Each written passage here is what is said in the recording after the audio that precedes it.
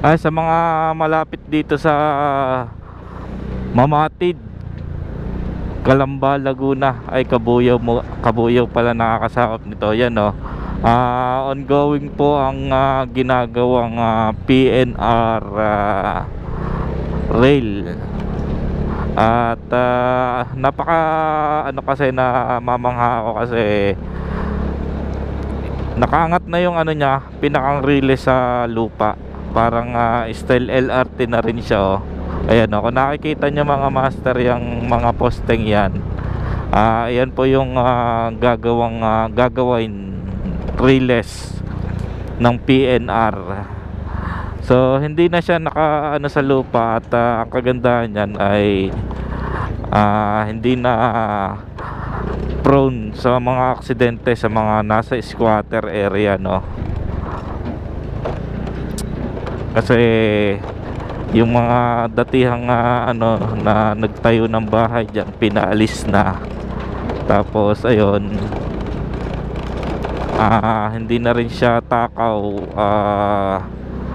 Tawag dito mga yung ano kasi dati marami na yung nauuso na binabato yung trend ng kung ano-ano. May nambabato ng tae may nambabato ng basura, inihahagis sa ano sa trend pag dumadaan. Yan, ang kagandahan niya nasa itaas na rin yung pinakang relays niya. So hanggang doon na to sa ano, sa malapit na sa Kabuyaw Bayan. Kasi itong kahabaan na dinadaanan natin ay tinatawag na NIA Road. Yan o. Ang galing o. So nakakamangha kasi may mga ganyan palang project ngayon na panahon pa ni ano yata yan, ni Duterte inumpisahan.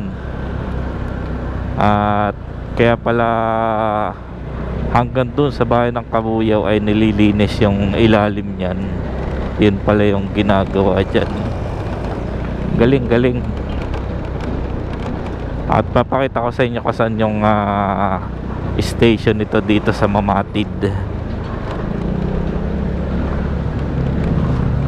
Mamatid, Laguna. Mamatid, Calamba, Kabuyaw. Pero Kabuyaw ang nakakasakop dito.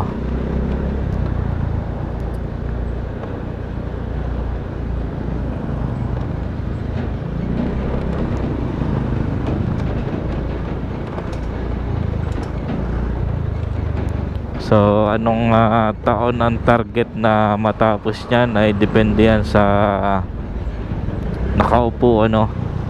Kasi naumpisa na yan ang Duterte administration, ay medyo napabagal nga lang ngayong administrasyon ni Marcos kasi pinagbabawasan ng mga budget ng mga katulad niyang build project ni Duterte. Yan